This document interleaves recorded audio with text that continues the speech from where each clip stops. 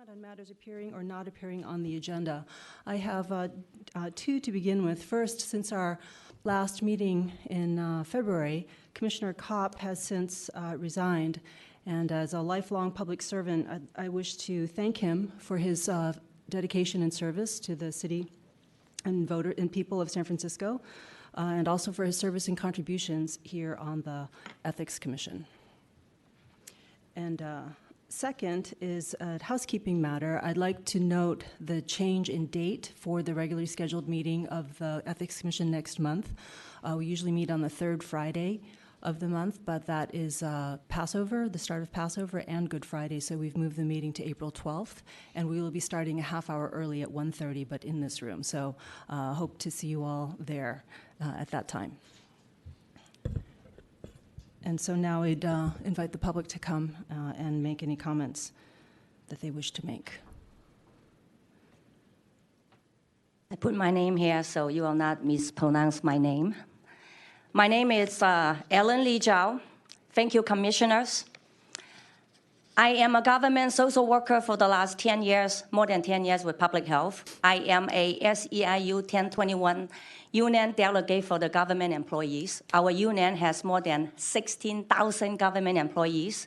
We are 52% of the workforce for public servants.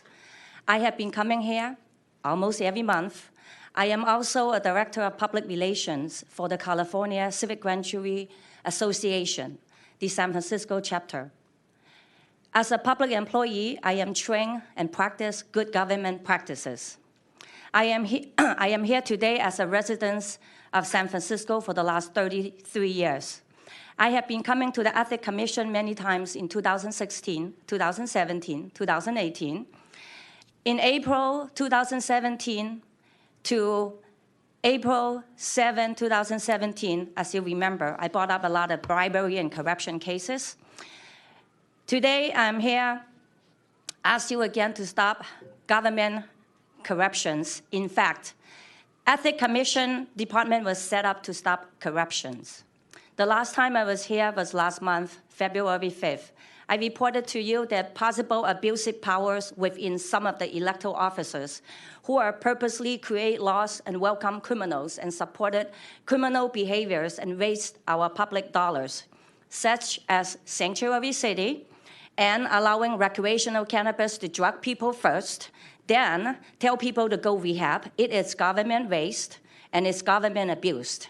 Our government has been paid and bought by a few elites who have been paying super PACs through the election process, election after election. There has no republic form of government in San Francisco. San Francisco have been paid, bought, controlled by super PAC Action Committee.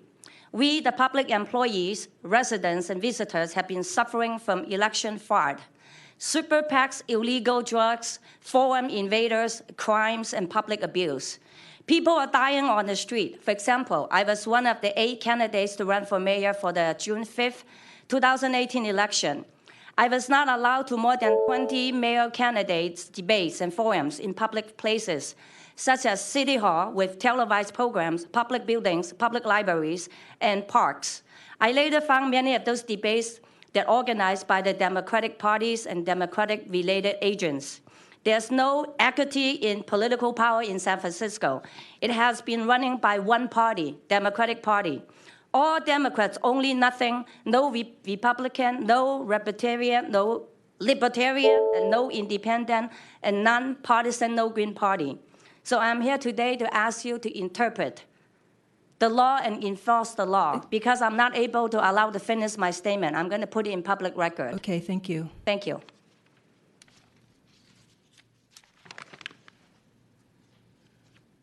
Other public comment? Okay. Agenda item number 3. Sorry.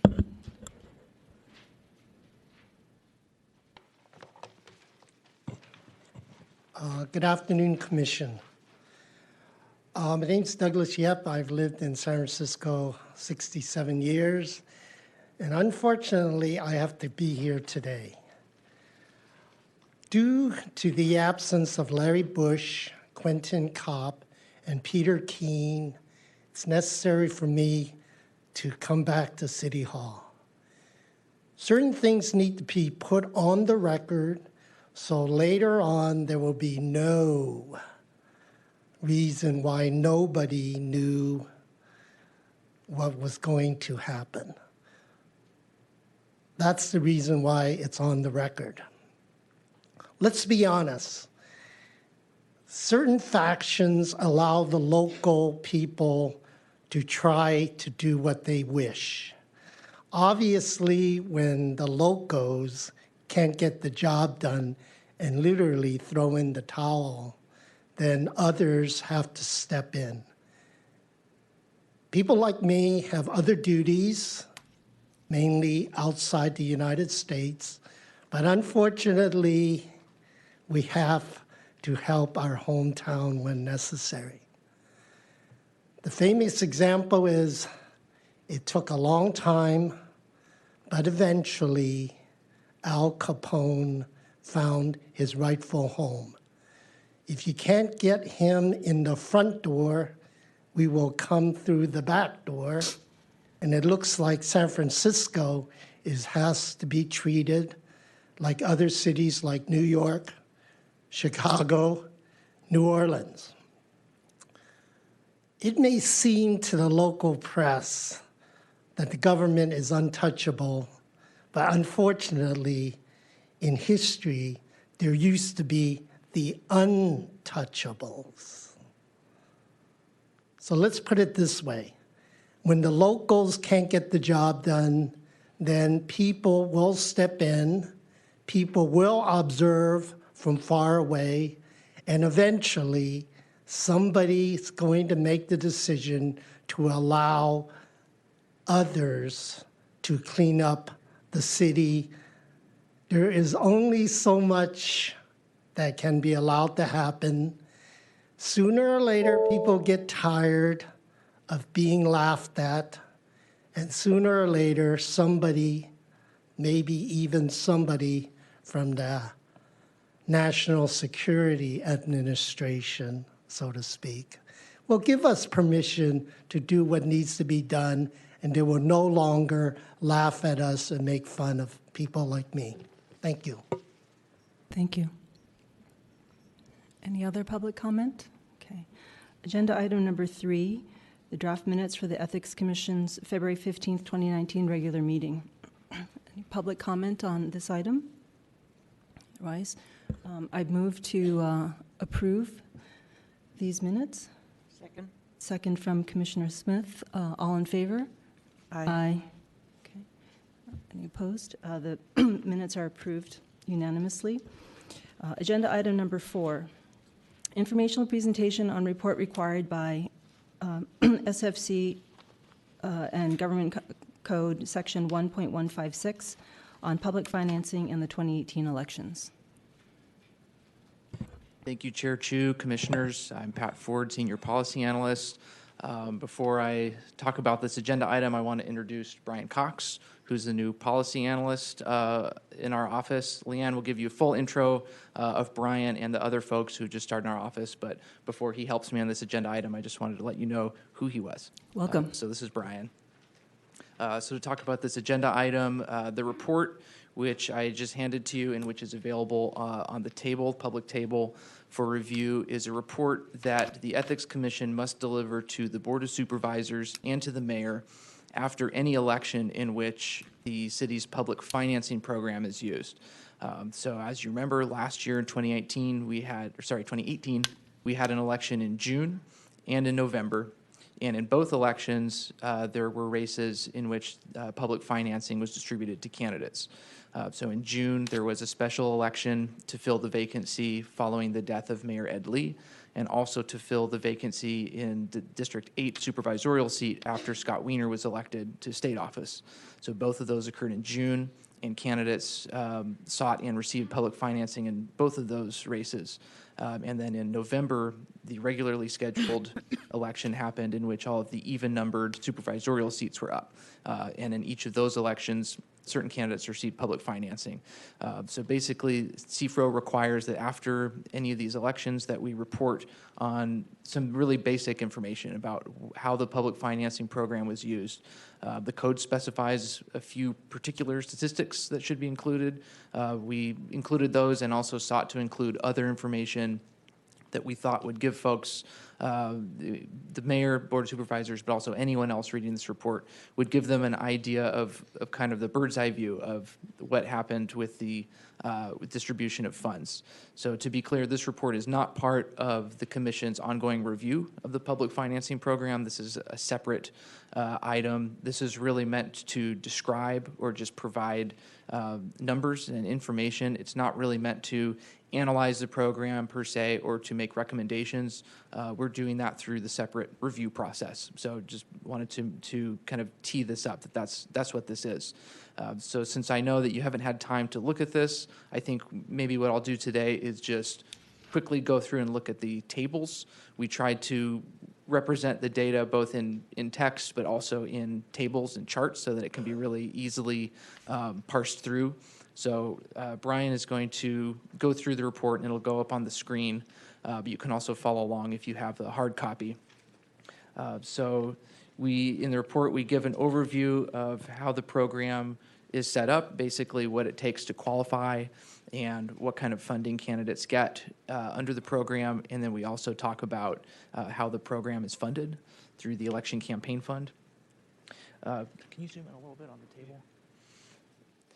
So then we broke down the report by the two separate elections. So first we addressed June, and then secondly we addressed November. So this first table just gives you an idea of how many candidates ran in these two races. So how many mayoral candidates there were, how many supervisorial, and then it shows you that there were 11 candidates on the ballot. 6 of them applied for public financing, and 5 of those candidates were certified and received funds under the program. So then next we talk about the public funds that the candidates got through the program. So for here, you can see this is the mayoral race. You can see the candidates that ran, the 3 candidates that got public financing, how much they got under the program is in the first column, and you can see that 2 of the candidates got the maximum amount of funds that a non-incumbent mayoral candidate can get under the program. That's $975,000. So in total, there was about $2.6 million that was distributed to mayoral candidates. Then we also showed for all of the candidates in the race the level of contributions that they received, and that's from private contributors, no more than $500 apiece. Then adding together public funds for those candidates that received public funds to the private contributions received, that gives you the candidates' total funds. So you can see that the mayoral candidates together had about $5.8 million in funds when you combine contributions and public financing. And then for the publicly financed candidates, we gave a percentage of looking at all of their funds, what percentage of their funds were made up of public funds that they received through the program. So it's hovering around 50% roughly for those candidates. And then lastly, we gave the number for total expenditures that those candidates made. And also, I should have prefaced this with the data that's in this report reflects the 460s that these candidates file. And right now, the most recent 460 data that we have runs through the end of the calendar year. So for the June election, this probably is all that these candidates will report. It's possible that for November, perhaps they may file a 460 for the first half of 2019. It could report some more activity, but by and large, this report will most likely be everything, all the activity for these candidates. But just to let you know, there could be amended reports in the future, et cetera. So moving on from the basic numbers about the candidates' funds for the mayoral race, here's for the District 8 race, and this is the same information but provided for these 3 candidates. So you can see that 2 of the 3 received public financing, and again, both of those candidates received the maximum amount of funds available under the program. And that's different for the 2 because one was an incumbent and therefore could only get $152,500. The other was a non-incumbent, so he was able to get a little bit more. And again, those candidates' contributions, their total funds, when you add contributions and public financing, again, their public financing made up just under 50% of their total funds, and then you can see how much those candidates spent during the campaign.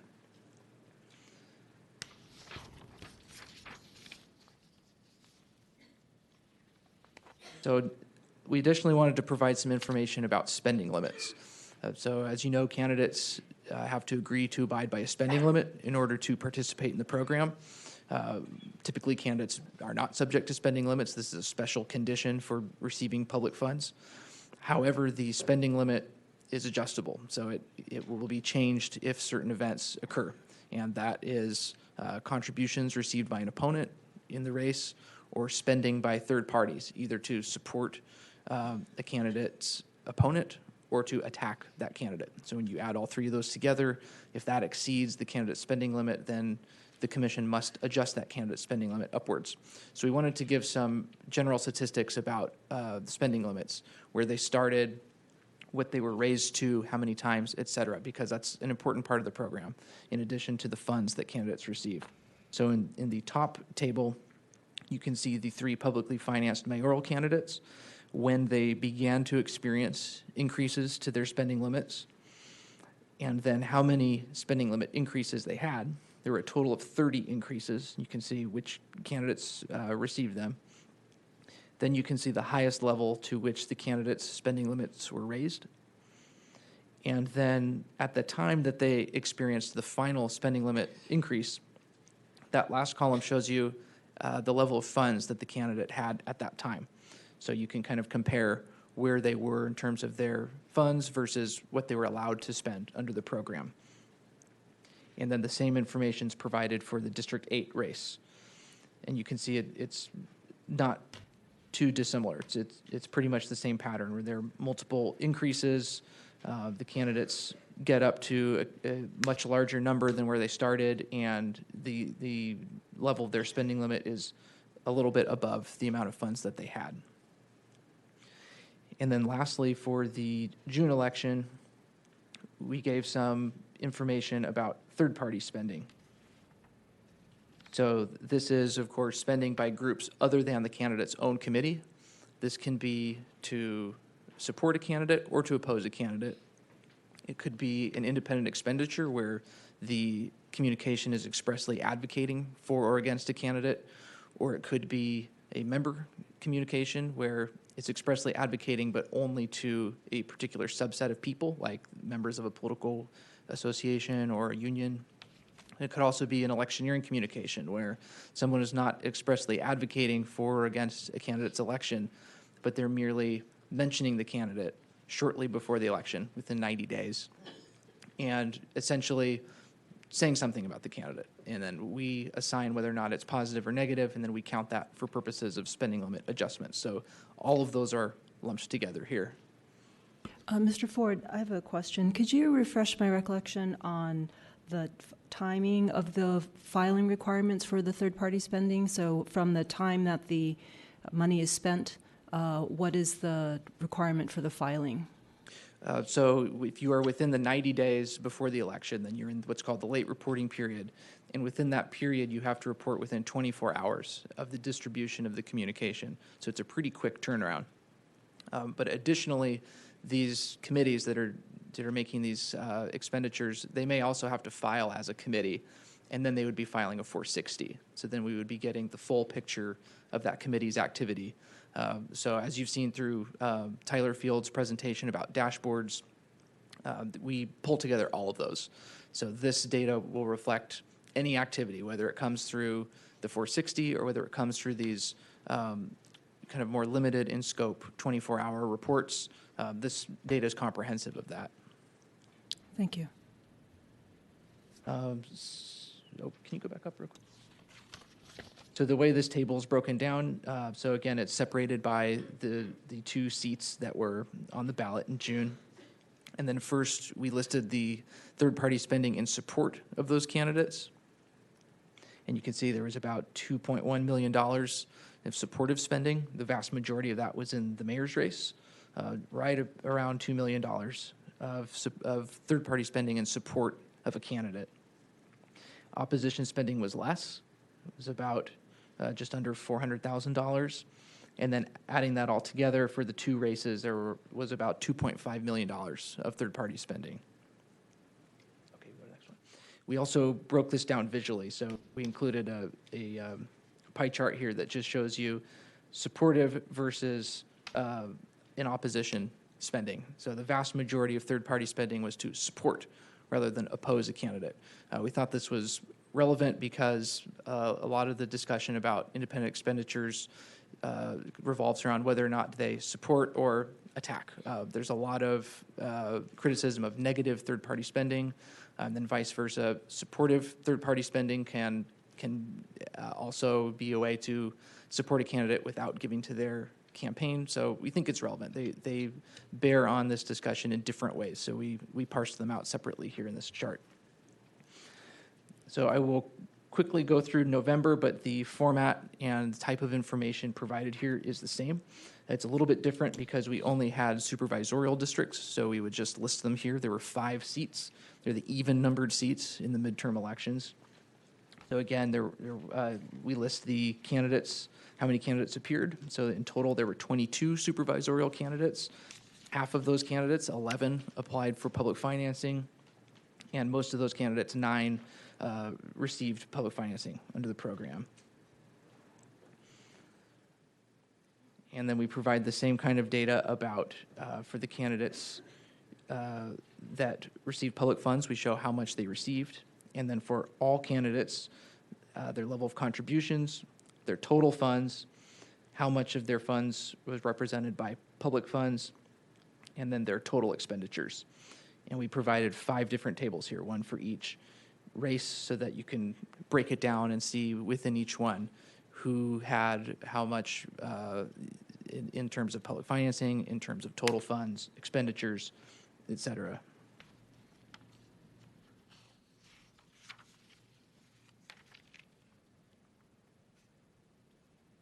And then we provided the same kind of information as in June about spending limits. And so this shows all of the candidates who are publicly financed, because again, only publicly financed candidates have spending limits. Other candidates don't. So this lumps together all of the publicly financed candidates, shows you when they began to experience spending limit adjustments, how many adjustments they had. In total, there were 122 adjustments, and I think there were 43 in June, so that makes 165 total spending limit adjustments last year. And then you see what their highest spending limits were, how high they got. And I should have said as well that it starts at $250,000 for supervisorial candidates. And then you can see the funding that each candidate had at the time that their spending limit was raised for the last time. And we provided a chart for this information too, just because it was kind of a lot. And so we provided a contrast between their final spending limit adjustment and the level of funds that they had. So it's a little bit easier to compare rather than going down the columns and looking at the numbers. You can just look at the chart. And we thought this was important to parse out because it kind of demonstrates where the candidates were in terms of the funds that they had to run their campaign. So that's shown in orange. That's the candidates' total funds. Versus in gray is what their spending limit was. And you can kind of think of an adjusted spending limit as a proxy for what the candidate is up against, because it represents the fundraising of the candidate's highest funded opponent, independent spending in support of that opponent, as well as independent spending, third-party spending in opposition to the candidate. So adding all 3 of those together, that's what the gray bar is. So it's kind of interesting. You can see for some candidates, they're pretty close, and for other candidates, they're far away. So we thought that was a relevant, interesting look to parse out. So we also provided information about third-party spending for the supervisorial candidates, again, broken down by supportive, oppositional, and then total third-party spending. And it looks like there was about $2.1 million of third-party spending in the November election. at least for these particular races. Again, we're only addressing races that are eligible for public financing. And then we broke this information down into this chart. So this shows you how much third-party spending was done for each separate candidate, and then how much of that spending was in support of the candidate versus in opposition. And as in June, the same was true in November, that the vast majority of spending, third-party spending, was done in support of a candidate. And you can see there's a pretty big disparity between the third-party spending done in regards to the different candidates. Some had quite a bit, some had very little or none. And then this pie chart, again, just breaks down how much supportive versus oppositional spending there was. So we concluded the report with an overview of the Commission's review of the public financing program. We talk about both phases. Phase one, where we looked at the more procedural or administrative sides, tried to identify places where the program was creating a burden on candidates but not yielding corresponding policy benefit. And we had tried to identify those as ways we could increase participation and increase impact while keeping the fundamental tenets of the program the same. And as you know, you approved an ordinance that right now is pending at the Board of Supervisors, so we talk about that. And I think this would be helpful for folks on the board who may be considering this to kind of see the context and see how the program is administered, and that this review is part of the Commission's overall administration of that program. And then secondly, we talk about the ongoing phase, phase two, where we are looking at those more fundamental aspects of the program, like how much funds candidates can get under the program, what it takes to qualify, what the matching ratio is, when the candidates receive the funds, et cetera. So I can give you a little bit more details on what we've done on that program or on that project since last meeting under the next agenda item, but this just gives a little overview to the board and the mayor about that project. So I'd be glad to answer any questions you have. I know that this has just been dropped on you right now, so it's a lot of information to process. You can also reach out at any time in the future if you want to discuss any of it. Glad to do that. But also just wanted to highlight that this was a real office-wide effort. It was not just me working on this report. No, I'm the one presenting it to you. Brian worked closely with me on it. And also Rob Hodge and Amy Lee in our audits division provided a lot of this data, as did Tyler Field, who presented the dashboards to you at the last meeting or meeting before last from our electronic disclosure and data analysis. So it was a real collaborative effort, and a lot of those folks should be recognized for what they did on this. So again, sorry. Oh, and this will be on our website as well. So for folks watching at home, you can access it online. Thank you. This is a lot of information, and thank you, Pat and Brian and Amy and everyone else in the office who put in the yeoman's work to pull this report together. It's a lot of information to take in. I'd open it up to my fellow commissioners if you have any questions as I try and gather my thoughts as well, if anyone has anything to begin with. Commissioner Lee? I just have a quick question. It's really nice to hear that opposition funding is really a very small amount compared to what the public perception is. Because in the city, we have ranked choice voting. Do you think that has some impact over the amount of opposition funding compared to other cities where they do not have ranked choice voting? Is that a factor? I'm not sure. I would have to really dig into that and compare. I know that that's certainly one of the stated purposes of ranked choice voting, is that it's intended to build coalitions or to encourage coalition building rather than just one-on-one trading of punches between candidates. So I would like to think that this is a feature of ranked choice voting. And I was in fact surprised by the ratio of supportive to oppositional. I think you usually hear more about IEs used to attack, that it's things that the candidate does not want to do or say him or herself. So they rely on the independent spending to do that. But that was not the typical model in last year's elections. Well, now that you have an extra support, if you have time, I would love to see some, at least a little bit of data to show if there's any correlation between ranked choice and one-to-one voting versus the opposition funding, because that would be a nice policy discussion to have. Yeah.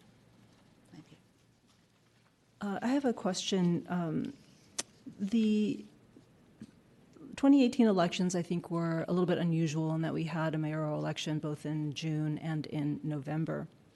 I'm sorry, in June, and then the amount of public funds that were expended in the mayoral race were about almost 3 million, I think 2.9, and the Board of Supervisors was, I think, 1.2. I have to look at my numbers again. This is a lot of numbers floating around. But the overall fund is about 7 million. Is that right, for public financing? So the fund has an annual appropriation that's on a per resident basis. It comes out to about $2.3 million per year. Oh, I I see. think it's $2.50 per resident. It comes out to about $2.3 million. But on top of that, then there are certain mechanisms where if the balance is not enough, then it can be brought up to that level. So I think $7 million is in the ballpark when you have a special mayoral election, that there needs to be that much in the fund, thinking being that that's how much it takes in order to assure that there's a sufficient balance to provide enough candidates, enough support to run viable campaigns. But it's not necessarily the case that there's $7 million at all times. See. So I would be curious to know over time what the trend has been in terms of the amount of funds that were used to support public financing, because if in the corporate world, if you didn't use it, you would lose it. And I would hate for that to happen here in the Ethics Commission context. And so from a policy standpoint, what can we do in order to make people more aware of the public financing program and to encourage greater and more broad participation to allow candidates to avail themselves of these funds? And I know that this is getting into some of the policy discussions that we'll get to in another agenda item, but I think that that would be a focus of and an interest of mine. Great. Also, when you mentioned resident, you meant based on the census data on the San Francisco residence number, right? I would imagine that's where the controller's office gets that information. I actually don't know specifically how they get that number. That's something that we have to rely on them for, because they're the one that they handle the appropriation. And so was this report submitted then also to the mayor and to the Board of Supervisors? No, we will submit it on Monday. I see. Okay, thank you. Any other questions for Mr. Ford or Mr. Cox?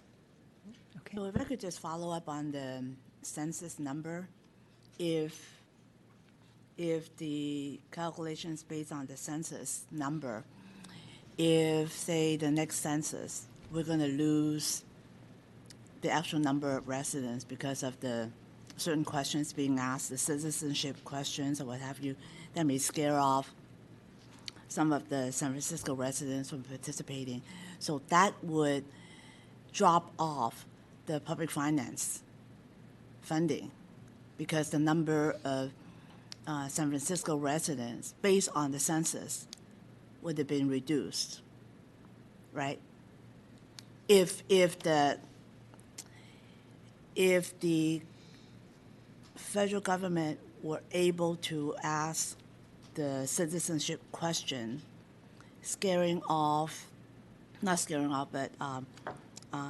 discouraging a sizable number of San Francisco residents from participating in the census, then the public finance funding pot would have been reduced based on the new census numbers, right? So we would not be looking at 2.3 after the census if the census numbers were reduced, right? I would say If it is the case that the controller's office relies exclusively on federal census information, then yes, any drop in federal census residency numbers would have that impact on the funding of the program. I'm not certain, though, that that's what they do. I honestly don't know. They may be relying on city data. They may have other sources of data that other city departments keep about how many people live in the city. That's something I would have to be in touch with their office about, and glad to do that as part of the phase 2. Because I would like to know, yeah. Yeah, we'll be looking in greater depth, definitely, at the election campaign fund and how it's funded to get at exactly what Chair Chu was talking about, of what is the capacity of this fund? What can it fund? What are we currently using, or what are candidates currently using of the fund? And is there room for growth without an additional or greater appropriation? So I think as part of that discussion, we can talk with the controller's office to learn exactly how they determine that residency number, when they make the appropriations, how they do the math. All of that is definitely of great interest to us. Thank you. If I might just add a point of information for this most recent year's estimate, the Controller's Office used the most recent Census Bureau population estimate that was available as of July 1st, 2016. So they did have some information, but I think to Pat's point, knowing what they use, how they use it, we can certainly do that research and get back to you as he indicated. Thank you. Questions? Any other questions from commissioners? Okay, invite public comment on this item.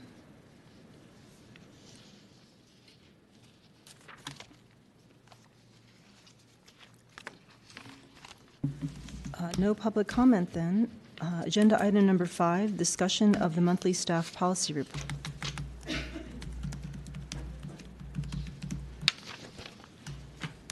Thanks, commissioners. Item 5 is the monthly policy report.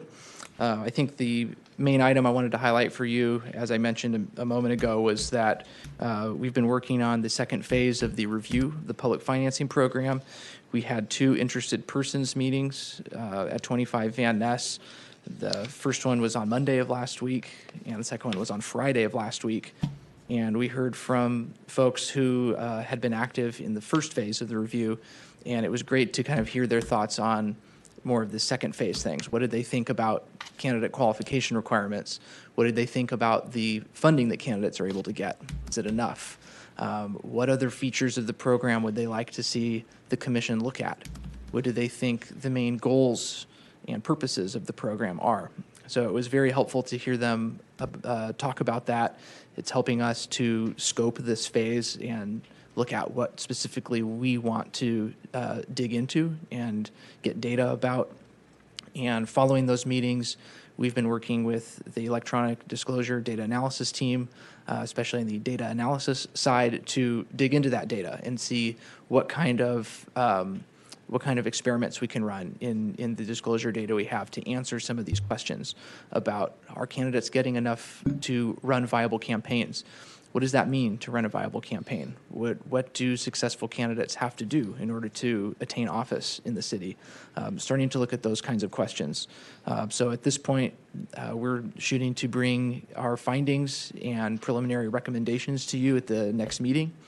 Those would not be in draft ordinance form. This would be kind of a similar process to in phase 1, where in October of last year, we brought a report that detailed our process of how we reviewed those more procedural or administrative aspects of the program, gave you our conclusions about the features that we looked at, and gave you staff's recommendations about how to change those in order to boost participation and increase the impact that the program has for those candidates. So likewise, next month, we would like to bring something similar in scope to you that would detail our review process of how we looked through the data, how we talked to candidates, what the stakeholders communicated to us, and then based on that, give you a list of, in concept form, of recommendations. So those may bear on things like the matching ratio, or the amount of funds candidates can receive, or the maximum amount of a contribution that can be matched, right now the full $500 can be matched, so we may be looking at whether or not it's better to match a smaller portion of a contribution, like up to $100 or up to $200. So things like that would be what we would recommend in that April report. And then based on the discussion that the commissioners engage in, based on the public comment you hear, we're hoping to get some direction on which of those recommendations you think are worth pursuing. And then from that point on, then we would be working with the city attorney's office to draft those recommendations into ordinance form and then bring those back to you and then again engage in discussion on those. So that's where we are with the public financing review. I'm also hoping at the next meeting to bring the draft CFRO regulations to you. This is a project that has been taking kind of second chair to the public financing review project.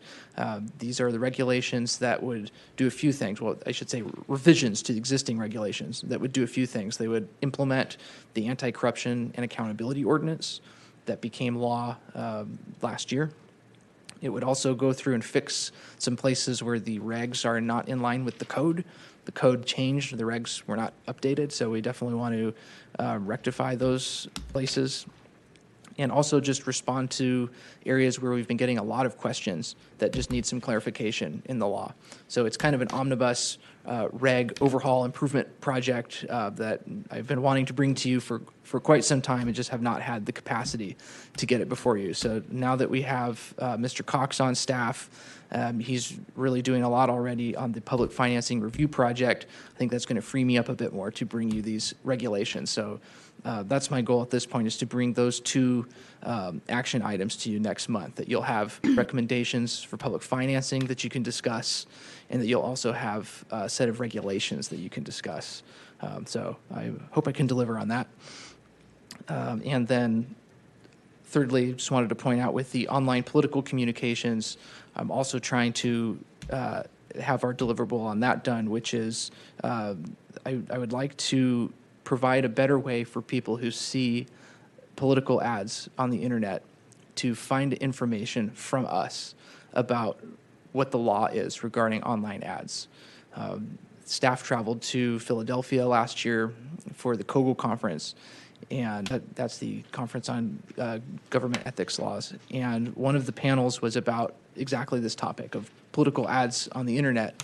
And one of the big takeaways was ethics commissions need to have really good kind of forward or public-facing interfaces for folks to access who don't understand ethics laws, who don't understand campaign finance, when they see something on their Twitter feed or they see something on Facebook, that they can basically just navigate to our website and they can find information. What is this?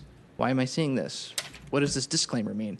Things like that. So I think that we're seeking to have, if our current communications aren't achieving this, to improve that so that people can basically come to our website, and even if they are uninitiated in the lingo of campaign finance, that they can basically get an idea of whether or not this needed to have a disclaimer. If it does have a disclaimer, how do they use that information to find out who paid for this ad? I think those are the two main things that people seem to ask us about. So seeking to give people better or at least easier to access information about that, I think would do a lot to make some progress in this arena. So outside Mr. of Ford, I'm sorry, if we could go back to the public financing piece, Yes. is there an update, excuse me, on whether or not Supervisor Marr introduced the ordinance that the commission approved last month? yes. It said that he was going to introduce it at the March 12th meeting Yes, and he did. It was introduced. to the full board. Yes. So at this point now, it has to go through the process of going to committee. There's usually at this point when it's introduced, it would come to the commission, but the commission has already approved it. So I think Andrew can maybe comment on sort of the city hall side mechanics if there's anything to comment on, but I think at this point it basically is just kind of going through the board side process. It will go to committee, and then hopefully with a positive recommendation, it will then go to the full board. Okay, it'd be great if you could give us an update on that at the next meeting. I would be glad to. Thank you. So other than the Commission's identified policy projects. I included some updates here just about other things that we're tracking. One is the initiative, also sponsored by Supervisor Marr, that is called the Sunlight on Dark Money Initiative. And I provided just a quick breakdown of what's contained in that. These are things that would impact our operations if they were to become law. So I just wanted to keep you apprised of what's contained in this ballot measure. Some of these, are things that were already approved by the commission previously in the anti-corruption accountability ordinance, and at least in one case amended out by the board. Some are things that have never been before the commission before. So just wanted to make sure that you saw them and knew what was in this initiative ordinance. Ms. Ford, I'm sorry. I'm very interested in that particular initiative, and I noticed that you said that the staff is reviewing the implications of the changes to city law, et cetera, and that you would be submitting written comment for the hearing, the board's hearing. Would the commission have an opportunity to submit prior to that to be included in the staff's questions? Yes, I'm more than happy to work with you or any other commissioners to make sure that your concerns and questions are incorporated into that. Thank you. What's challenging about this particular process is that we don't know when it will happen. So it's kind of hard. It's kind of hard to. The dates was. Exactly, and that's not through oversight. We don't know. I think this is something that I'm going to try and move expeditiously on, just in the event that it does get scheduled with short notice, that we won't have a short amount of time. So I can be in touch with you to talk about this. Great, thank you. And I'm sorry, maybe you're going to say that. I was going to ask Deputy City Attorney Shen, because this is a ballot measure, there are restrictions on the role that the commission can take in commenting, and I'm sure the staff is aware of them, but I'm presuming that you will work with the city attorney's office in reviewing the comments and make sure that they're factually specific and not policy oriented. Deputy City Attorney Andrew Shen, I just want to respond to Judge Smith's question as well. So just in terms of the process, while it will be at least one required hearing on this measure before the November election, you don't necessarily have to wait for the hearing to be scheduled or agendized before you prepare your comments. I don't see any reason why we can go ahead sooner than that and prepare comments or feedback or questions, what have you, from the commission staff before anything in particular. I mean, that could be sent to the sponsors at any point, subject to the rules that Commissioner Ambrose mentioned. Right, okay, thank you. And Mr. Ford, I too would like to discuss some of my concerns that I have and questions that I have on this. So I don't know if we can do that together or whatever would be the best way to proceed. Sure, I'll reach out and we can figure it out. Thank you. So another thing I wanted to highlight here is that the statute that was enacted last year that created disclosure requirements for certain trustee elections is now in effect. This is something that our office is now working to implement. So this creates disclosure requirements now for individuals running for the Retirement Board, Health Service Board, and the Retiree Health Care Trust Fund Board. Previously, those candidates were outside the scope of CFRO and of the Political Reform Act, so they were not considered candidates. They didn't have to form committees, did not file disclosures, and that is now different. So now, if you spend money to influence the outcome of such an election, you have to disclose that expenditure. And this is done, or was done, outside of the scope of our code. So these are not candidates within CFRO. This is kind of a parallel universe of disclosure. This is within the admin code. A lot of the requirements are similar. A lot of them line up. We worked with the sponsor, Supervisor Cohen, to try and get these requirements to align as much as possible so that the candidates wouldn't have to learn a whole different set of rules and be subject to different laws. But there are still some differences. So we will be creating materials and conducting trainings that are specific to these candidates. And that's something that our office, especially Engagement and Compliance Division, is actively working on right now. Another project that is kind of in the pipeline that will hopefully be before you sometime soon, definitely within this year, is a move towards e-filing for all Form 700 filers. Right now, only elected, appointed officials and department heads file their Form 700 electronically, meaning actually through an online interface. A lot of people file them electronically, meaning on a PDF, but that's not true. Electronic filing, that's still, you're using a hard copy even if it's on your computer. But we are moving now to have all filers file electronically.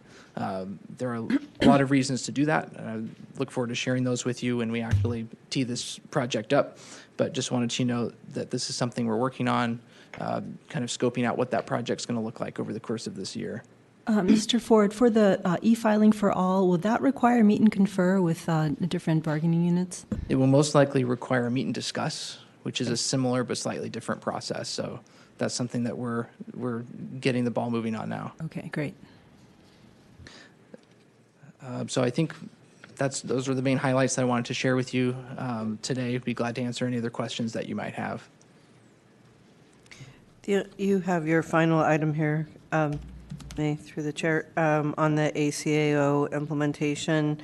So I'm assuming that the forms that you've been working on, that all that'll be up and ready to go for the November election? Yes. Yep. Okay, great. Those will be ready to go. We're also working on getting these provisions into the candidate guides and any other written materials so that it's all out there available to everybody. Okay, great. Any other questions for Mr. Ford? Public comment?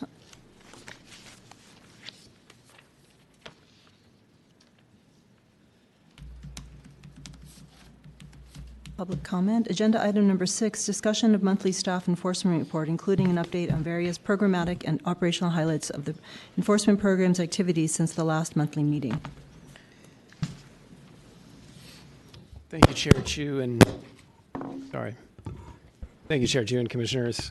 I'd like to highlight first for you the training that we hosted last Thursday at the public library in the court auditorium. We had about 40 city officers and employees from various departments, mostly from the larger agencies across the city, attend a training that we hosted in which our counterparts from the State Labor Commissioner's Office came to present on legal issues and investigative methods in the context of whistleblower protection. So we had with us a legal counsel and an investigator whom they call a deputy labor commissioner. The State Labor Commissioner's Office is the entity within the California Department of Industrial Relations that receives and investigates complaints of retaliation from across the employment context within the state of California, both public sector and private sector. And they enforce various provisions of the labor code, some of which overlap with the whistleblower protections that city officers and employees enjoy here in San Francisco. That training gave the Enforcement Division an opportunity to highlight for HR professionals across the city some of the amendments that you sent to the Board of Supervisors a year ago, and which became law on January 20th of this year. But the bulk of that training consisted of our counterparts from the state describing to participants the statutory framework for their retaliation work, some of the legal issues that affect that work, like what a prima facie case looks like, what adverse employment action consists of at the state level, what protected activity constitutes at the state level, and in particular, they described in some detail how they make a showing of causation, the nexus between protected activity and the adverse employment action. And then they also presented on best practices for how to go about investigating a complaint of retaliation. So it was a beneficial conversation both for our own staff but also for the other participants who came. We had folks from the whistleblower program, from the city attorney's public integrity unit, and like I mentioned, HR staff from some of the larger departments like the Department of Public Health, Public Works, the Port, Rec and Parks, a number of the larger agencies. Our staff, the Enforcement Division, will seek opportunities to implement in our own retaliation context some of the insights that we gained from that training, including to look for opportunities where it might be possible for the city of San Francisco to assert a more expansive view of jurisdiction over whistleblower retaliation. So what we saw, just by way of example, was that at the state level, in the OSHA context, the state has entertained claims of what is called anticipatory retaliation, where an employer takes an adverse employment action against an employee who has not yet engaged in protected activity. And historically, the city has viewed protected activity as a jurisdictional prerequisite. But of course, if the retaliation happens before the protected activity can, then employees are without protection. So the state has entertained claims of that nature. The federal government similarly has entertained claims of associational retaliation, such that the adverse employment action is taken not against the individual who engaged in protected activity, but say in a family member of that individual or a close associate of that individual. So those are expansive views of retaliation that staff will certainly look out for and potentially test whether San Francisco might be able to entertain that kind of a view. I would point you also in our report to the monthly review of the matters before the Bureau of Delinquent Revenue. Unfortunately, there's really not much movement on those. Some of the debtors remain elusive as before. In the case of Lynette Sweet, again, the city of San Francisco is eagerly waiting in line as these bankruptcy proceedings unfold. Like I mentioned at the February meeting, the Commission's Fines Collection Officer is preparing a number of potential referrals of additional delinquent filers to the Bureau of Delinquent Revenue. She is currently working directly with filers who have outstanding late fees, and if the threat of referral is not enough to persuade them to pay those outstanding late fees, then at some subsequent meeting, you're likely to see a longer list of folks that have been referred to BDR. And then finally, I'll turn to the enforcement statistics that we report to you every month. You'll see that the number of complaints in preliminary review has come down. In March of this year, we have now 82, whereas a month ago we had 91. So that occurs despite having received 7 new complaints in the last month, because investigators, through the executive director, managed to dismiss 15. We also have fewer matters under investigation, from 90 down to 84. And while it's true that the amount of time that it takes us to conduct that preliminary review has gone up by a notch in the last month, what you see is that hopefully the amount of time that it takes us to get through investigations is leveling off around 15 months. And with added diligence and potentially some reforms to processes, we'll see those numbers come back down. Mr. Pierce, I'm curious if you have any insight into the increase from March. I'm looking at the numbers of matters in preliminary review, the increase from March of 2018 from 45 to a year later to 91. Was that increase of 46 due to increased number of matters that come in after the elections? That would be my guess. We did see, I don't have the statistics about, so these statistics reflect specifically the number of complaints for which staff has yet to conduct a preliminary review, as opposed, say, to the number of complaints that walked through the door in a given month. And it's true that in 2018, we had elections in both June and November. In 2017, there were no elections. So the number that you see in March of 2018, 45 complaints not yet reviewed, is a reflection of potentially of complaints that the commission had received going back to 2017 and at the beginning of 2018.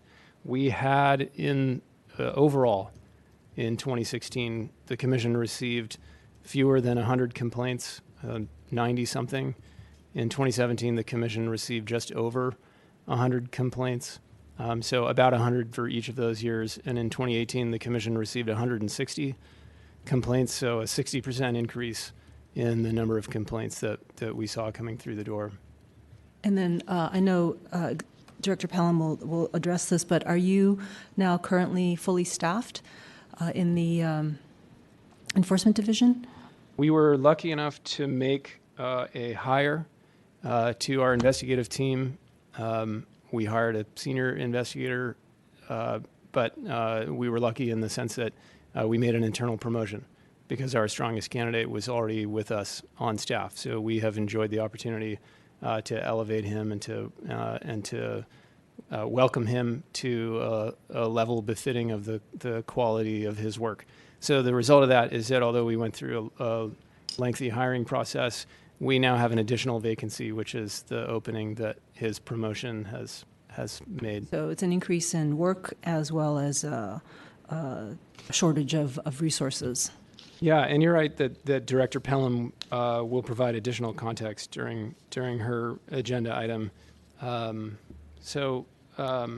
Yeah, I would only add that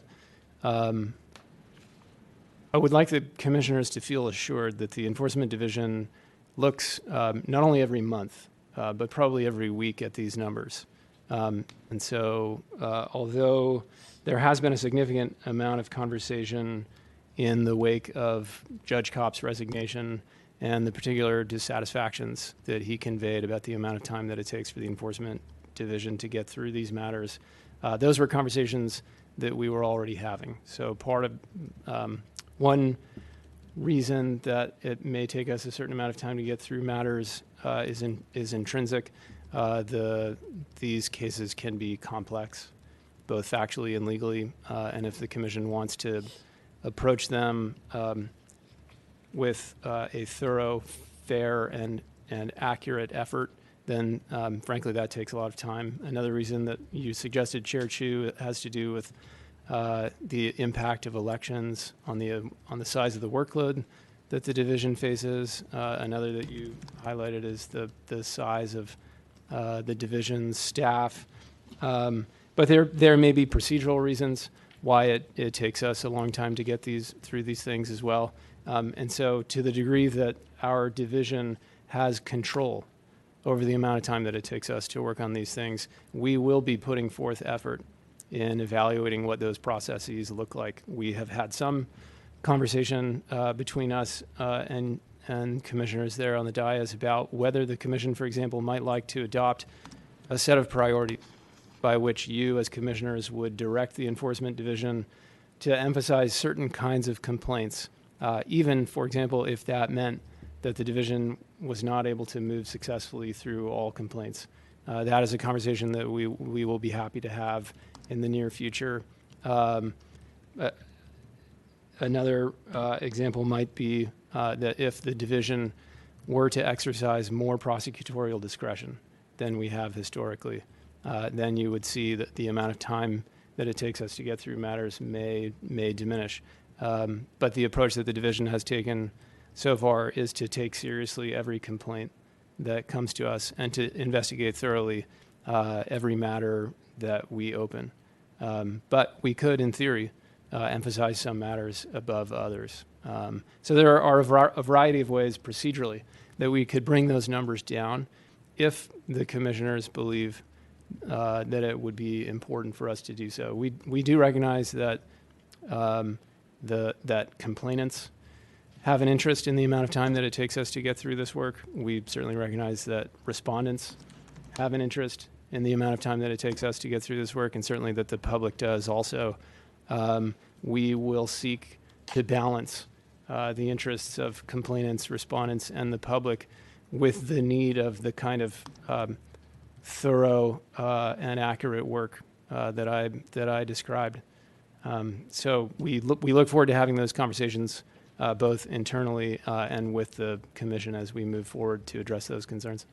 Yeah, so following your internal review of your processes and if you have recommendations for the commission, I'd welcome, I think, that discussion that we could have in terms of priority setting. And I think for my own part, if you look on page 5, and there's the chart at the very top of the age of the matters by months. And we have 11 at greater than 24, 1, 22 to 24. So I think in my own view, it is critical both from a public trust standpoint as well as from the standpoint of the freshness of recollections, the availability of documents, that we get through this backlog of cases. And I know that historically there was a large backlog of cases, and we went to a staffing level of 0, and so there was cases coming in and an inability, through circumstance to be able to get through it. But I think that we would be well served to focus the attention on those cases and to move them through the process, such as it is right now, in order to reach the resolution, particularly those cases that are from 2015, which is already now, coming up on 4 years ago. So that would be my suggestion to you. At this point, I don't know if my fellow commissioners have additional thoughts on this, but I do want to say, for the record, that I have full faith and confidence in this investigative team that you have put together, and I think it's a terrific statement that we make internal promotions, and there's not just one. I think a culture of growth for the organization is really critical, and speaks really highly to the leadership of Director Pelham. And I look forward to working with Jeff and all of you on the enforcement team to tackle these really important matters with respect and all due speed, and look forward to your recommendations coming out of your internal process. Thank you. Any other questions for Mr. Pierce? I'd like to invite public comment on this agenda item.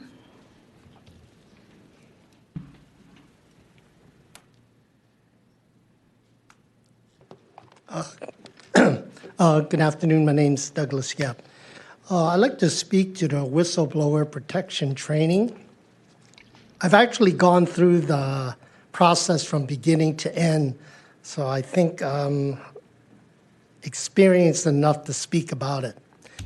In my opinion, most people, especially the people that are unable to figure it out for themselves, the process is basically a waste of time. In my opinion, there are far more people discouraged than they actually go through the process. Now, I would like to pose that question to a certain person, but unfortunately, he's no longer here to defend themselves. But in my opinion, his time in the whistleblower program was not notable. And the longer we go through the Ethics Commission, the more it's apparent that the early days of the system is basically a failure. Now, I know you're doing the best you're trying to do, but realistically, under the previous executive director and his #1 assistant, everybody knows the record of what happened and what didn't happen. If he wasn't in physical pain, I'm sure there would have been a lot more people critical of his so-called action and lack of action. So I think he got off lightly because of his physical condition. Realistically, when we talk about the enforcement action of the Ethics Commission, as far as I understand it, the highlight of the whole history of the Ethics Commission was Tony Hall and Sean Ellsburn. Now, if that is the highlight of the Ethics Commission, then obviously we have a long way to go. So I think in the future, if you want to encourage people to file complaints and go through the system, you really have to encourage people to have faith in the system. And realistically, in my opinion, they do not have faith in the system. At the beginning of this hearing, the lady that spoke basically said that. And unfortunately, she feels that there isn't going to be any improvement.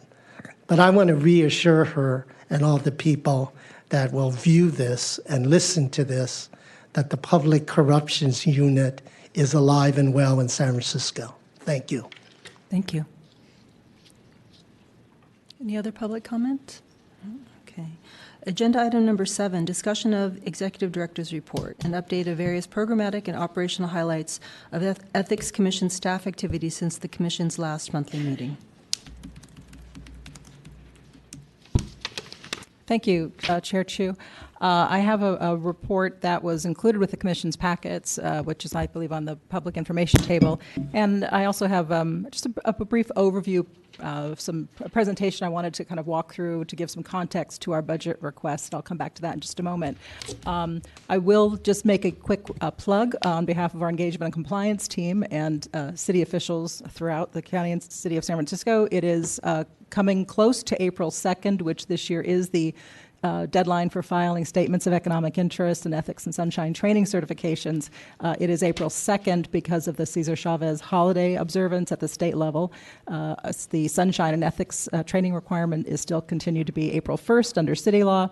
We are still working with departments to try and get that message out for officials, and we are, of course, standing at the ready to assist with any filing questions that departments or individual filers may have. So we look forward to providing that assistance and supporting a strong compliance of our disclosure requirements as public officials in the next couple of weeks.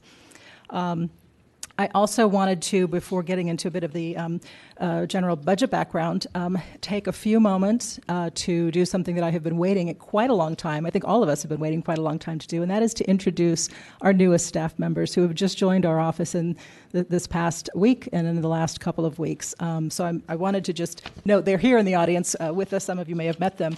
But Brian Cox, you met earlier, who is our newest policy analyst. He's working with Pat Ford, and we are delighted that he's on board. He came to our office from immediately prior from the San Francisco Public Defender's Office, and he's had terrific experience there conducting legal research as a legal assistant. He has great background in policy work as well while he was in the state of Louisiana, working on public education initiatives for the Cowan Institute for Public Education. And he is a graduate of Yale with a BA in history and a grad of Tulane Law School. So we're delighted that he's bringing his insights, his energy, and his enthusiasm for public policy to our work here at the Commission. So I wanted to welcome him formally. Also, I wanted to introduce Rachel Gage, who is our new Principal Program Manager for Engagement and Compliance. Rachel is going to be working with Gayatri Teikendil and Johnny Hosey and Pat Peterson and another person I'll introduce you to shortly. And she's going to be leading a number of efforts to really strengthen our outreach and compliance work across program areas. She most recently served as a senior administrative analyst with the city's General Services Agency in their Human Resources Division. She's done a lot of planning and coordinating and project management. She's got a number of just terrific skills and excitement that she brings to the table, and we are delighted to have her with us. She has been with the city for, I think, is it 4 years, 5 years? 5 years? Yeah. And previously did a lot of work as a sole owner of a company that she founded and worked with. She's also got experience in the public information officer field, so just a lot of breadth and depth to her experience, and we're delighted that she's joining us as well. John Kim, who is our new senior program administrator, he's also in our engagement and compliance group, working with Rachel and Gayatri. and Johnny Hosey and Pat Peterson.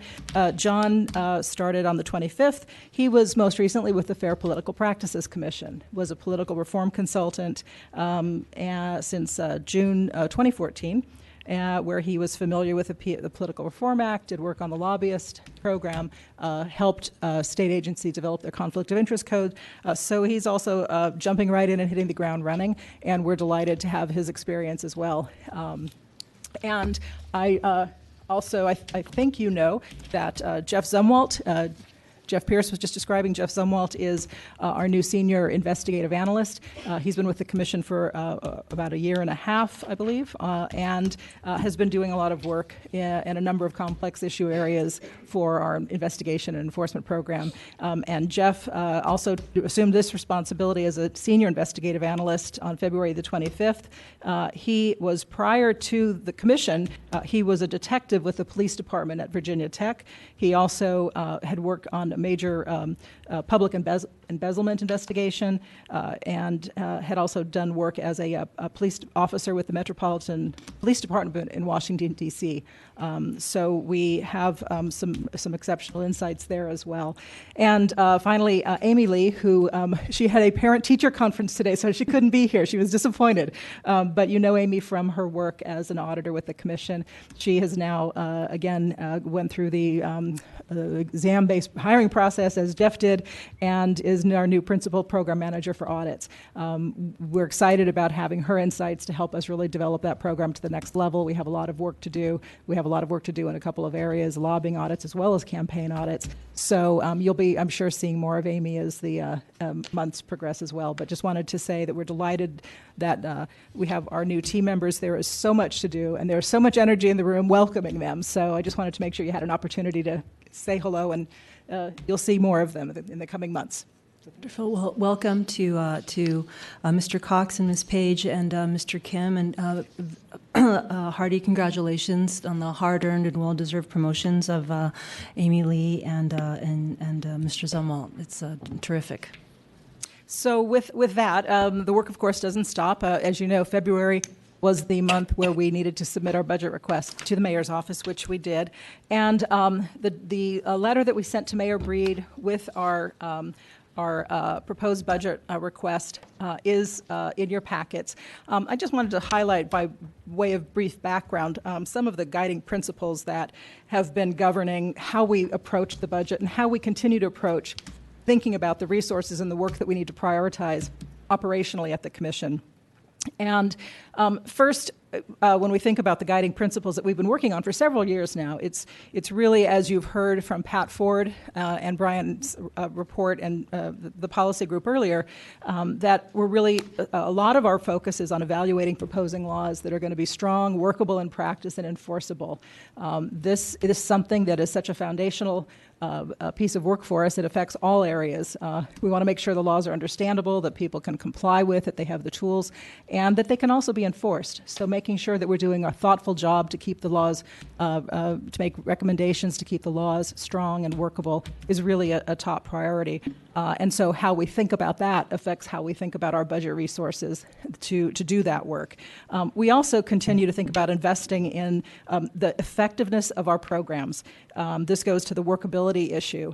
But we want to make sure that once we have fabulous staffing, as we do and we've been building on for years, that we want to retain that staff. We want to give them the resources to do the job. And we want to give filers and others who are regulated by this work effective tools to understand the laws that they're subject to and to be able to comply with them easily and thoughtfully. And so we also look to how we can leverage our resources as best possible. We know that dollars are tight in the city and there are a lot of needs. So we're very much focused on aligning our resources with the changing nature of our work. There is so much more that is not paper-based systems anymore, and we're really focused on trying to make sure that we are as efficient as we can with the resources that we have. That also means aligning our staffing positions as we can to keep pace with the work that's needed. So one of the budget requests you'll see is addresses that topic of wanting to make sure that we have the level of the appropriate tailoring of our positions to support the knowledge, skills, and abilities that are increasingly needed from the jobs that we're doing, and also to support staff development and staff retention. by paying attention to those needs and really helping to equip and support our staff to achieve in their roles and to help us achieve organizationally. And then finally, the notion of adapting. We know that in order to be relevant and to make sure the laws work well and that our programs have the reach and the impact that they need to, we have to be thoughtful about leading practices. We have to be thoughtful about how we enhance transparency and accountability for our own work. Jeff's report does that every month. I have some other information I wanted to share with you about how we do that as an example from the enforcement arena and how we're going to be broadening that type of work across the office so that we can continue to ask ourselves the question, are we doing the best we can in each of our program areas to deliver on the work that we have to do? So just taking a quick overview of the budget request that we made for this past year, there are actually two pieces that I wanted to highlight. One is the general fund request that is detailed in the letter that we sent to the mayor's office, because that is a request for funding from the general fund. It totals about roughly 8% of our current operating budget, our base budget, and it incorporated several items. Position-related changes that would reclassify 3 existing positions that speak to enforcement, audits, and compliance assistance, again, to align them and the responsibilities and the skills and knowledge in that area with the duties that those jobs are increasingly seeing. So we're looking to reclassify those 3 positions to a higher level than they currently are so that we can have the level of skill that we know we need to help us deliver on our mandates. We also detailed some materials and supplies, which I think in some big departments, this looks like a rounding error, but it is something that is very significant and material to us. We have a lot of our work invested in technology. We're looking at new software coming online for us that helps us to do better compliance guidance, to maintain our work and to maintain our systems. And there are costs associated with that year after year, cost increases. So we reflect that in our budget. We're asking for technical support from companies whose firms we're using and whose city vendors to make sure we have the technical support we need to adapt our tools that we're using as we implement them and find new questions that we haven't been able to address yet. And then we are also continuing to rely on our Department of Human Resources to provide us with client services, with our staff onboarding and other issues that we have not had the level of resources to address. So we, through a work order, are working with the Human Resources Department to retain those client services for the coming year. That total request in our budget is about $350,000. I would say that seems like a modest amount. It is something that reflects what we believe we need to do the work in the year ahead. And it also builds on knowing that we have just filled some very critical seats and that we want to make sure we're getting that work done and assessing what our resource needs might be down the road. But this is a request we made for this year. So we're looking forward to engaging with the mayor's budget team in depth and the board as those discussions move forward.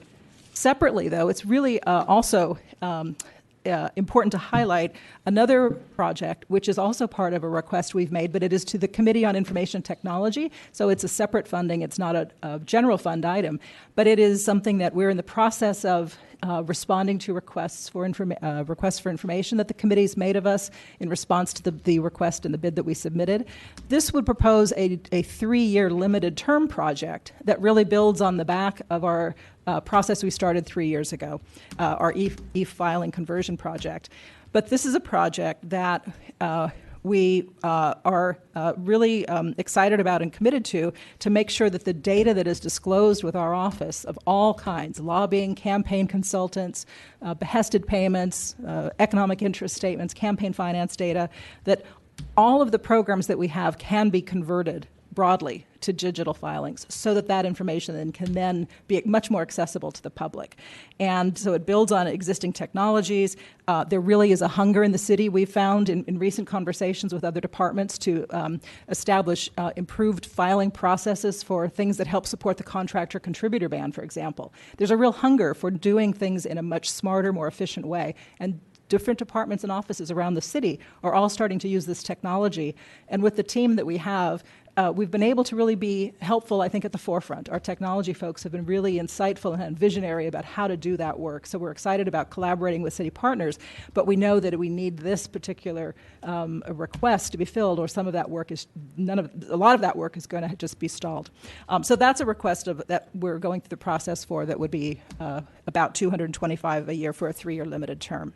So Director Pelham, I have a question about this technology project. Is this the tools would be common across the city then? Or is this a standalone, unique solution that would be developed by the Ethics Commission?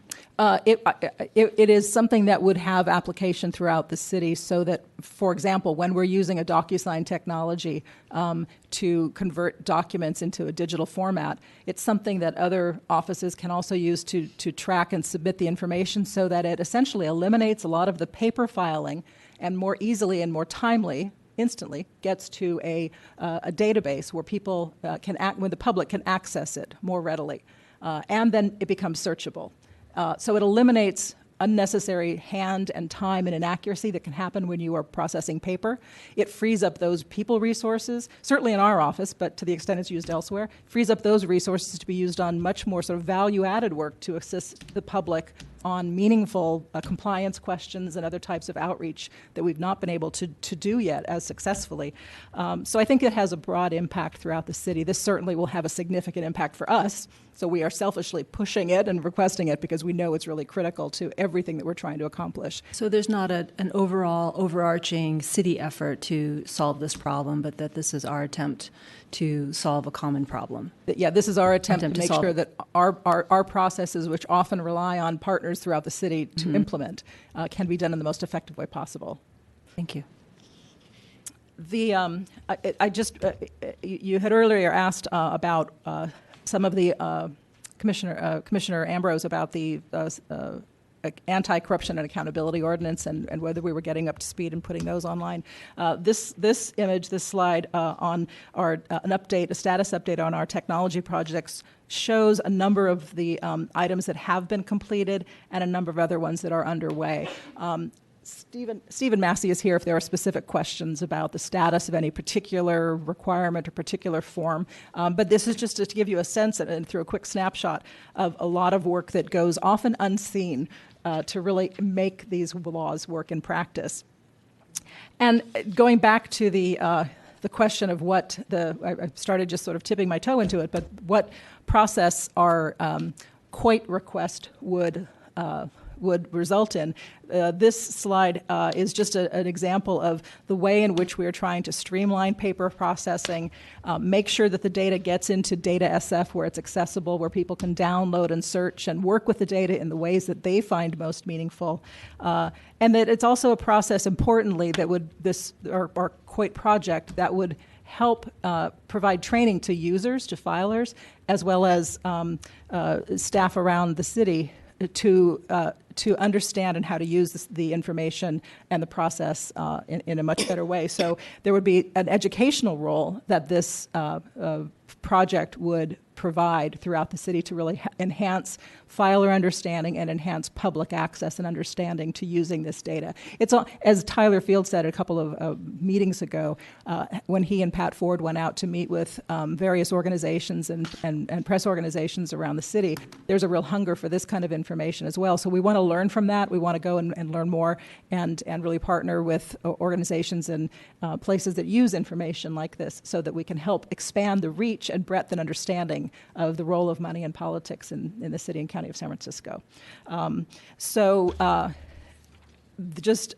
also provided a bit of a highlight here. I'll leave you with this, and again, if you have any specific questions, we do know that there are major benefits to this project and also impacts if the project aren't funded. And so we're looking forward to continuing in conversation with the COIT assessment team. And I don't know, Stephen, if we know yet when a decision might be made. And then in terms of funding, it's $225,000 per year for 3 years. If we're approved, knock on wood, and it would I hope that we will be. Is that a guarantee for funding for all 3 years, or is this an annual submission?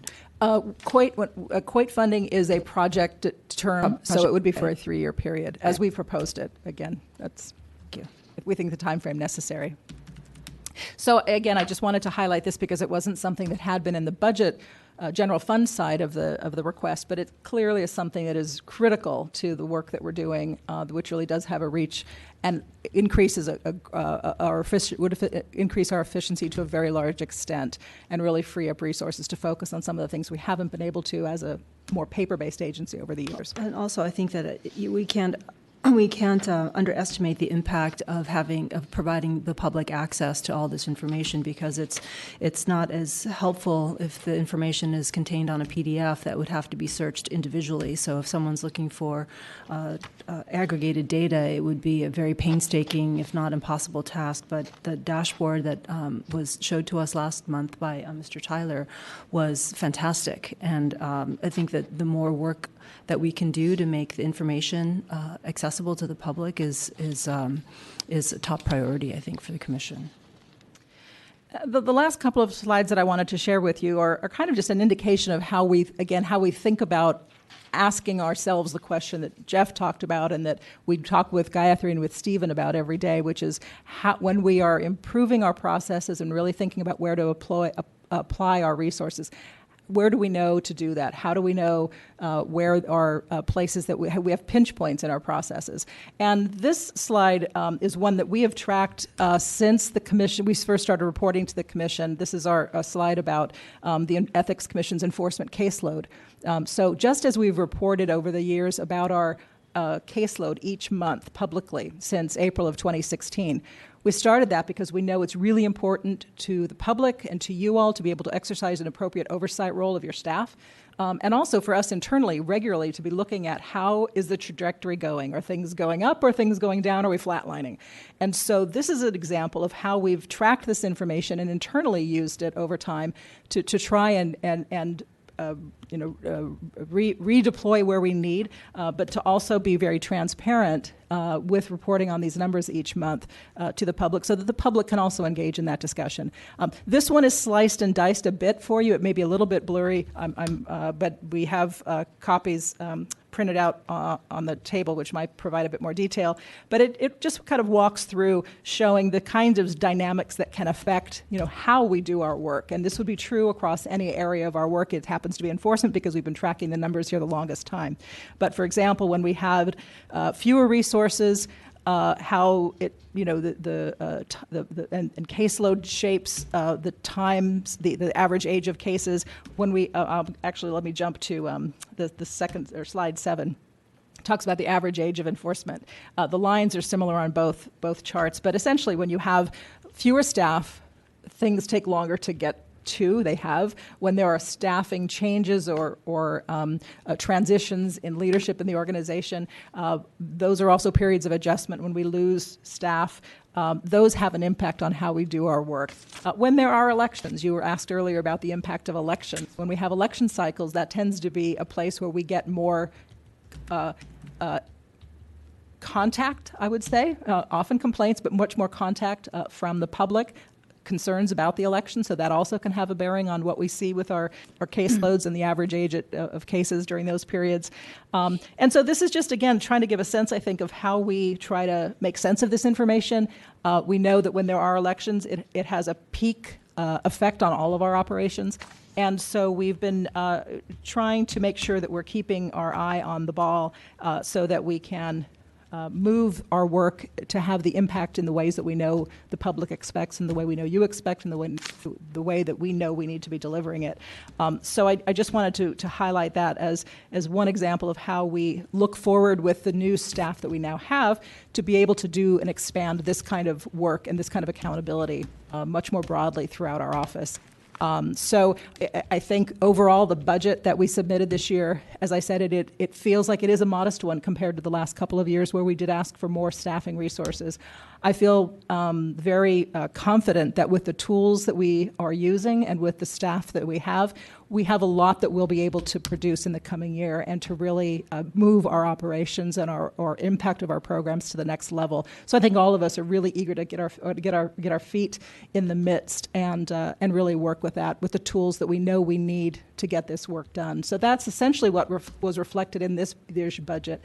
And again, I'm happy to answer any questions that you might have about it, and certainly look forward to engaging, as I said, with further with the mayor's office and members of the board with any questions they might have as well. We very much have appreciated the Commission's vision on this effort over the last several years.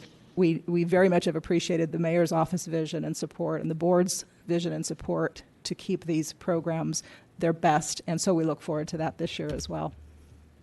Well, I think that I speak for our commissioners that we support this budget submission, and I think it's absolutely critical that we receive the funding. It's a very modest ask, less than 8%, and certainly the number of positions that have been open over the past year that indicates the mayor's support for the work that we do and by providing the resources that are needed, and that to take that away now would really cripple our ability to engage on all these really important and critical avenues. So anything that we can do to help in that process and to reiterate and emphasize the importance of the resources to support the work, please do let us know.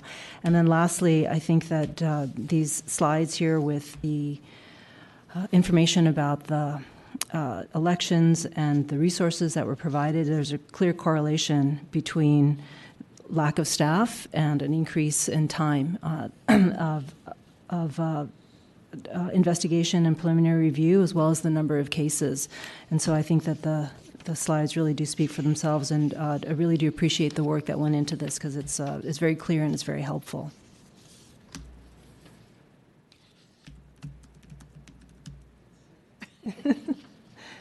Okay. If any public comment on this agenda item?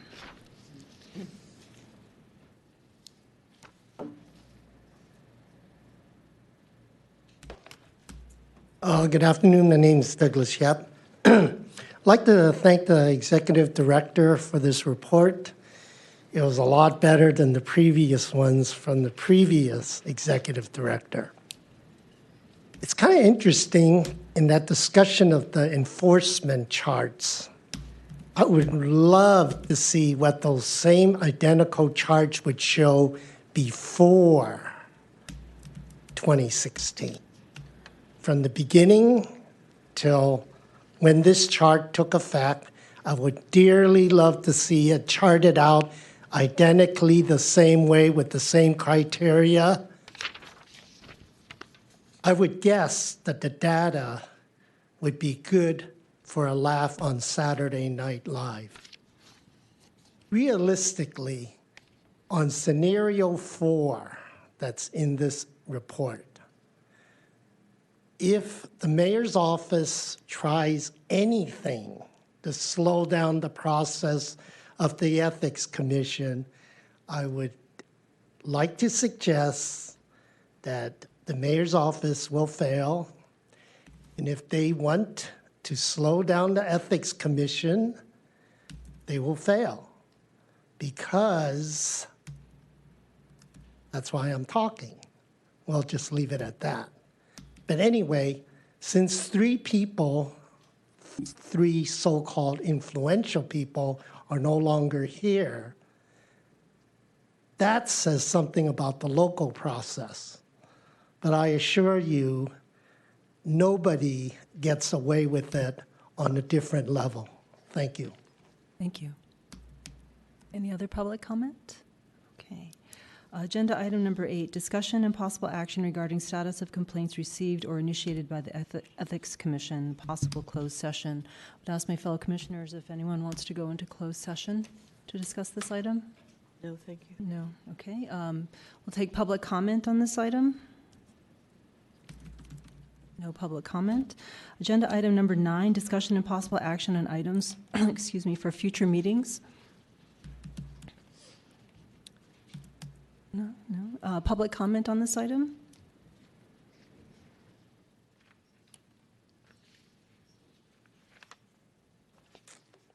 Good afternoon. My name's Douglas Yep. One doesn't want to get too controversial. I think we need to make it a matter of record. So this way, in the future, when the discussion comes up, there will be no statement that we didn't know that it was coming up or we didn't have any idea that it would come up. Number one, in the future, for everyone's benefit, we need to discuss the previous administration of the Ethics Commission. Everybody knows who we're talking about. Two people in particular. You need to look into it, whether you want to do it or have someone else do it. You need to do it in order to erase any doubt as to your future effectiveness. Most people would not want to make the following suggestion, but I tend not to shy away from it because I consider it a citizen's duty to bring it up for the record. I would like to know the achievements or lack of achievements of Ed Lee as it regards to his work on the whistleblower program. I would like to see a chart that shows all the favorable achievements, and I would like a statement as to what wasn't done. Let's put it this way. We all know that the commission has indirect influences. And for the record, I think it's important to say that you need to move on. There's no more influence from him any longer, so you need to run the Ethics Commission in the proper way. The proper way means no more stalling. In fact, I think the best way of putting it that everybody understands, including back east, the three famous words, obstruction of justice. Obstruction of justice can mean a lot of things to a lot of people, and believe me, there are plenty of prosecutors that want to make a name for themselves by marching into San Francisco and claim, I cleaned up this town. Thank you. Any other public comment? Okay. Agenda item number 10, additional opportunity for public comment on matters appearing or not appearing on the agenda pursuant to Ethics Commission Bylaws, Article 7, Section 2. And, motion to adjourn? So moved. Okay. All right. We're adjourned.